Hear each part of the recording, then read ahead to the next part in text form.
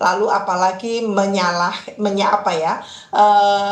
menggunakan kekuasaan secara salah dan sebagainya, tidak muncul profesionalitasnya, kompetensinya dan sebagainya, ya itu memang nanti akan ada reshuffle menurut saya, mau tidak mau. Tidak mungkin tidak ada reshuffle dengan cara demanding yang seperti ini gitu ya.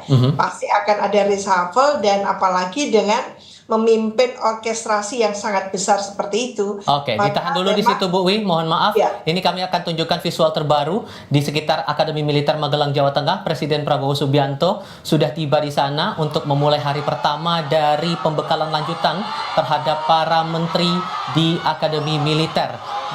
Presiden Prabowo ini sudah disambut oleh warga yang sudah menanti cukup lama di sana, menantikan kehadiran dari Presiden, dan sebelumnya sudah disambut juga oleh Wakil Presiden Gibran Rakabuming Raka. Tinggal menantikan masuk ke dalam komplek Akademi Militer untuk memulai rangkaian acara. Sebetulnya untuk materi-materi atau juga pembekalan akan dimulai pada hari Jumat besok di tanggal 25 Oktober 2024 dengan berbagai pengarahan yang pastinya tentu saja akan ada pengarahan dari Presiden Prabowo Subianto soal visi-visi, kemudian berbagai program kerja, dan bagaimana memastikan bahwa seluruh jajaran menteri, wakil menteri, dan kepala badan ini bisa sama-sama satu suara, satu misi, tegak lurus pada komando dari Prabowo Subianto sebagai pemimpin, sebagai kepala negara sekaligus kepala pemerintahan di periode saat ini 2024-2029.